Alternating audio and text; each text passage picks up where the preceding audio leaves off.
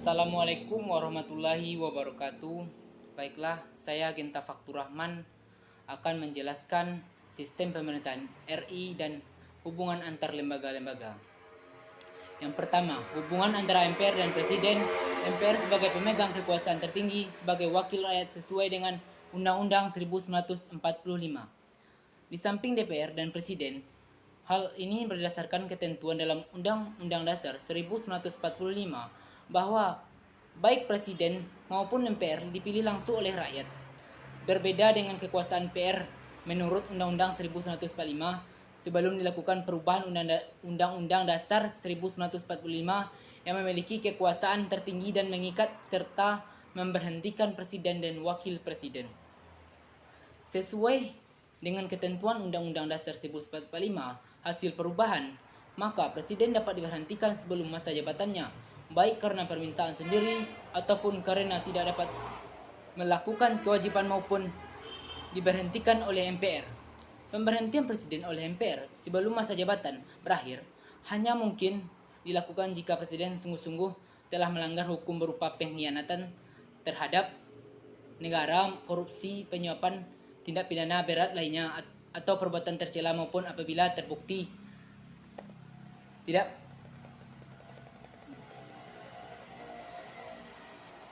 lagi memenuhi syarat sebagai presiden dan wakil presiden. Yang kedua, hubungan antara MPR dan DPR. MPR terdiri di atas anggota-anggota DPR dan anggota-anggota DPD yang dipilih melalui pemilihan umum. Dengan demikian, seluruh anggota MPR menurut Undang-Undang Dasar 1945 dipilih melalui pemilihan umum. Mengingat kedudukannya sebagai penjelman seluruh rakyat Indonesia untuk menegakkan martabat dan kewibawaannya, maka MPR menyelesaikan masalah-masalah yang bersifat mendasar, yang bersifat struktural, dan memiliki kekuasaan untuk mengubah Undang-Undang Dasar.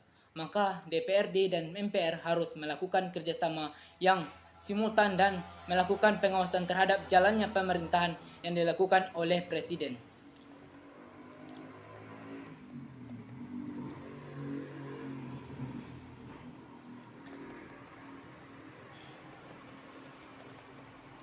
Yang ketiga, hubungan DPR dan Presiden.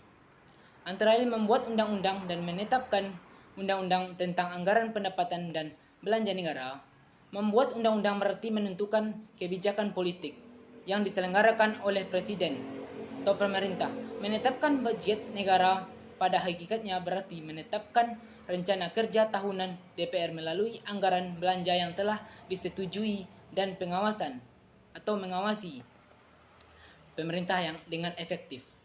Di dalam pekerjaan untuk membuat undang-undang, maka lembaga-lembaga negara lainnya dapat diminta pendapatannya. Sesudah DPR bersama Presiden menetapkan undang-undang dan rencana anggaran pendapatan atau rencana anggaran biaya negara, maka di dalam pelaksanaan DPR berfungsi sebagai pengawasan terhadap pemerintah. Pengawasan DPR terhadap Presiden ialah suatu konsekuensi yang wajar yang pada hakikatnya mengandung arti bahwa Presiden bertanggung jawab kepada DPR dalam arti partnership.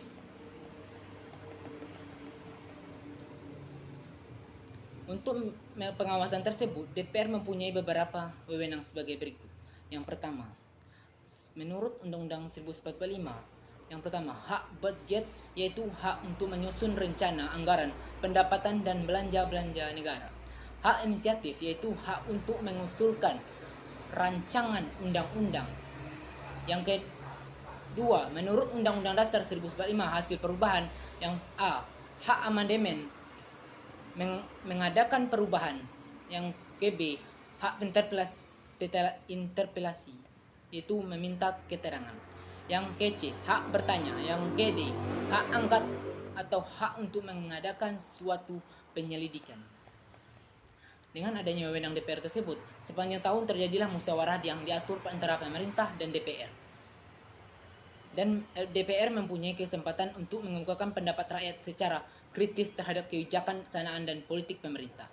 Yang keempat, hubungan antara DPR dan menteri-menteri. Hubungan kerjasama antara Presiden dengan DPR juga harus dilaksanakan dalam hal DPR menyatakan keberatannya terhadap kebiasaan menteri-menteri. Dalam hal ini, sudah sewajarnya Presiden mengganti menteri-menteri yang bersangkutan tanpa membubarkan kabinet. Namun seperti halnya dengan Presiden menteri-menteri juga tidak dapat dibubarkan dan atau diberhentikan oleh DPR, akan tetapi sebagai konsekuensinya yang wajar dari tugas dan kedudukannya Presiden harus memerhatikan sungguh-sungguh suara DPR. Oleh karena itu, menteri-menterinya juga tidak terlepas dari keberatan-keberatan DPR yang berkaitan dengan diberhentikannya menteri yang oleh Presiden. Yang kelima, hubungan antara Presiden dengan menteri-menteri. Presiden mengangkat dan memberhentikan menteri-menteri negara dan menteri-menteri itu formal tidak bertanggung jawab kepada DPR, melainkan kepada Presiden, karena menteri-menteri adalah pembantu Presiden. Meskipun kedudukan para menteri dengan tergantung kepada Presiden, tetapi menteri-menteri tersebut bukan pegawai tinggi biasa. Oleh karena itu, menteri-menteri lah yang terutama menjalankan pemerintah dalam praktiknya sebagai pemimpin kementerian yang mengetahui seluk-beluk mengenai lingkungan pekerjaannya. Yang ke-6, hubungan antara BPK dengan DPR.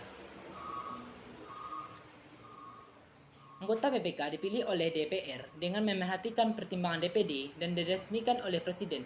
BPK bertugas memeriksa langsung tanggung jawab tentang keuangan negara dan hasil pemeriksanya itu diberitahukan kepada DPR, DPD, dan DPRD untuk mengikuti dan menilai kebijaksanaan ekonomi finansial pemerintahan menjalankan oleh aparatur administrasi negara yang dipimpin oleh pemerintah. Yang ke-7, hubungan antara Mahkamah Agung dengan lembaga negara lainnya. Mahkamah Agung berwenang mengadili para tingkat kasasi, menguji peraturan perundang-undangan di bawah undang-undangan terhadap undang-undang, dan mempunyai wewenang lainnya yang diberikan oleh undang-undang. Calon hakim agung diusulkan oleh Komisi Yudisial kepada DPR untuk mendapatkan persetujuan dan selanjutnya ditetapkan sebagai hakim agung oleh Presiden. Hukum. Yang ke-8, hubungan antara Mahkamah Konstitusi dengan lembaga negara lainnya. Mahkamah Konstitusi mempunyai 9 orang anggota hakim konstitusi yang ditetapkan oleh Presiden, yang diajukan masing-masing 3 orang oleh Mahkamah Agung, 3 orang oleh DPR, dan 3 orang oleh Presiden. Mahkamah Konstitusi berwenang mengadili pada tingkat pertama dan terakhir, yang putusan bersifat final untuk menguji undang-undang terhadap Undang-Undang Dasar, memutuskan sengketa. Kewenangan lembaga-lembaga yang berkewenangan sengketa, kewenangan lembaga negara yang kewenangannya diberikan oleh Undang-Undang Dasar, memutuskan pembubaran partai politik dan memutuskan penyelesaian tentang hasil pemilihan umum. Yang ke-9, hubungan antara Komisi Yudisial dengan lembaga negara lainnya. Komisi Yudisial dapat mengusulkan calon hakim agung kepada DPR untuk mendapatkan persetujuan dan selanjutnya ditetapkan sebagai hakim agung oleh Presiden. Dengan demikian, anggota Komisi Yudisial diangkat dan diberhentikan oleh Presiden dengan persetujuan DPR. Sekianlah dari penjelasan sistem pemerintahan RI dan hubungan antar lembaga. Kalau ada kata saya yang salah, mohon maaf. Wabillahi taufik hidayah. Assalamualaikum warahmatullahi wabarakatuh.